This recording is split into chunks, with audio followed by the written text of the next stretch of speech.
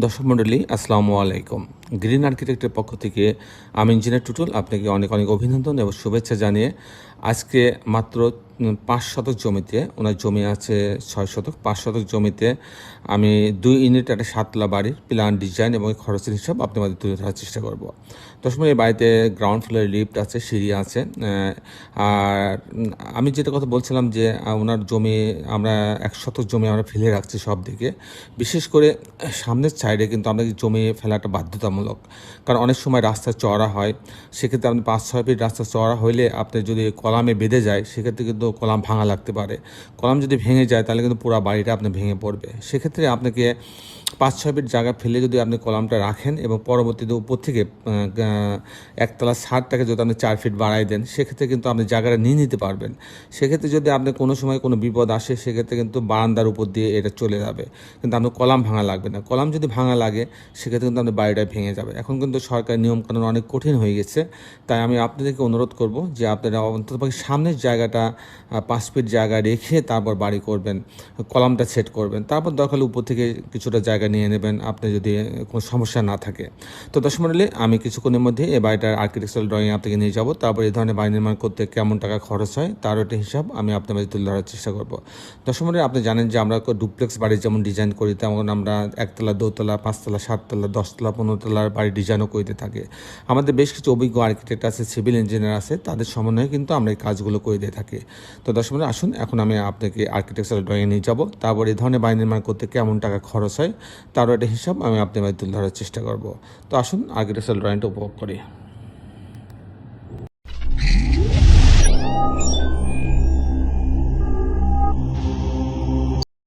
Architectural ড্রয়িংটা এরকম, সামনে হচ্ছে রাস্তা আছে, লম্বা জায়গা। তো এখানে হচ্ছে বাহুগুলো কিন্তু সমান নয়, এক একটা বাহু এক এক রকম আছে। তো এটা হচ্ছে গ্রাউন্ড ফ্লোর, টোটালটাই পার্কিং জোন রাখা হয়েছে, ইলেকট্রিক্যাল মেকানিক্যাল রুম রাখা হয়েছে, গ্যাস সিলিন্ডার রাখার জন্য আলাদা স্পেস রাখা হয়েছে, মাঝ বরাবর সিঁড়ি এবং লিফট রাখা হয়েছে।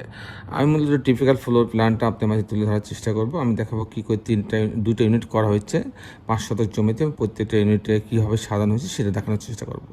তো পার্কিং জোন দিয়ে লিফটের লবিতে আসবে, আসার পর ইউনিট এ এবং ইউনিট বি দুটো আছে। ইউনিট এ যখন আসবে তখন ৯৪০ স্কোয়ার ফিট পাচ্ছে। এখানে ঢোকার পরে একটা ড্রয়িং ডাইনিং পাচ্ছে। এখানে একটা স্পেস আছে লবির মতো, যাতে এখানে অংশে পর্যাপ্ত ভেন্টিলেশন হয়, আলো বাতাস ঢুকতে পারে। এখানে একটা কমন টয়লেট রাখা আছে, আর এটা একটা কিচেন রাখা হচ্ছে ডাইনিংয়ের পাশে। এটা একটা বেডরুম, এই বেডরুমের সঙ্গে একটা টয়লেট অ্যাটাচ করা আছে এবং একটা বারান্দা রাখা আছে। এখানে একটা বেডরুম, আর এটা আর একটা বেডরুম, এই বেডরুমের সঙ্গে হচ্ছে একটা বারান্দা রাখা আছে এবং একটা টয়লেট অ্যাটাচ করা আছে। এই হচ্ছে 3টা বেডরুম, 3টা বাথরুম, কিচেন, ড্রয়িং ডাইনিং দিয়ে ৯৪০ স্কোয়ার ফিটের মধ্যে সাজানো হয়েছে। তো সেক্ষেত্রে আমি যদি ইউনিট বিতে যাই, ইউনিট বিতে কিন্তু ৯২৯ স্কোয়ার ফিট, প্রায় একই রকম একই ধরনের। এখানে ঢোকার পরে একটা ড্রয়িং পাচ্ছে, এখানে একটা ডাইনিং আছে, ড্রয়িং ডাইনিং। এখানে একটা স্পেস লবির মতো রাখা হয়েছে, আলো বাতাস ভেন্টিলেশনের জন্য কমন টয়লেট রাখা আছে। আর এ পাশে ডাইনিংয়ের পাশে একটা কিচেন রাখা আছে, কিচেনের সঙ্গে একটা স্টোর রাখা আছে। আর এটা আর একটা বেডরুম, এই বেডরুমের সঙ্গে একটা টয়লেট অ্যাটাচ করা আছে, একটা বারান্দা রাখা আছে। এখানে আর একটা বেডরুম রাখা আছে, এটা আর একটা বেডরুম, এই বেডরুমের সঙ্গেও একটা টয়লেট অ্যাটাচ করা আছে এবং একটা বারান্দা রাখা আছে। এই হচ্ছে 3টা বেডরুম, 3টা বাথরুম, কিচেন, ড্রয়িং ডাইনিং দিয়ে ইউনিটটা সাজানো হয়েছে। দর্শক মণ্ডলী, এখন আমি আপনাদের দেখানোর চেষ্টা করব যে এই ধরনের বাড়ি নির্মাণ করতে কেমন টাকা খরচ হয় তার একটা হিসাব আমি আপনাদের মাঝে তুলে ধরার চেষ্টা করব। তো দর্শক মণ্ডলী, এটা ৭ তলা বাড়ি, অনেক সময় পাইলিং লাগে, অনেক সময় পাইলিং লাগে না।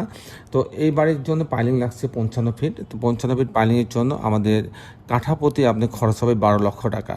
সেক্ষেত্রে এখানে প্রায় ৩৬ লক্ষ টাকা খরচ হবে পাইলিংয়ের জন্য। আর পাইলিংয়ের পরে আরেকটা খরচ আসবে, এটা হচ্ছে pile cap, short column, grade beam পর্যন্ত। এই খরচটা আসবে ১২০০ টাকা স্কোয়ার ফিট, তাদের ২৪ লক্ষ টাকা খরচ হবে। তাতে মাটির তলে মানে গেট বিম পর্যন্ত আপনার হচ্ছে খরচ হবে প্রায় ৬০ লক্ষ টাকা।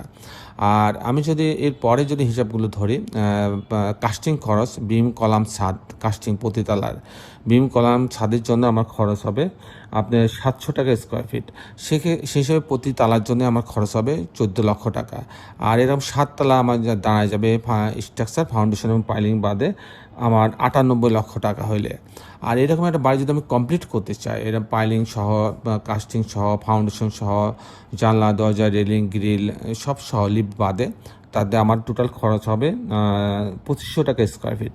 সেই হিসাবে এরকম একটা 7তলা বাড়ি 5 শতক জমিতে যদি আমি 7তলা বাড়ি তৈরি করতে চাই, সব সহ আমার টোটাল খরচ হবে 3.5 কোটি টাকা। দর্শক মণ্ডলী, এই ছিল মোটামুটি আজকে আমার উপস্থাপনা। আপনি যারা দেশে এবং দেশের বাইরে আমার এই ভিডিওটি দেখলেন, সবাইকে আমি আমার প্রতিষ্ঠান গ্রিন আর্কিটেক্টের পক্ষ থেকে অনেক অনেক অভিনন্দন এবং ধন্যবাদ জানাচ্ছি। দর্শক মণ্ডলী, শেষের বেলা একটি কথা, আসুন আমরা সবাই আমাদের এই সুন্দর পৃথিবীটাকে সুন্দর রাখার জন্যে অন্তপক্ষে একটি করে গাছ লাগাই। সবাই ভালো থাকবেন। আল্লাহ হাফেজ।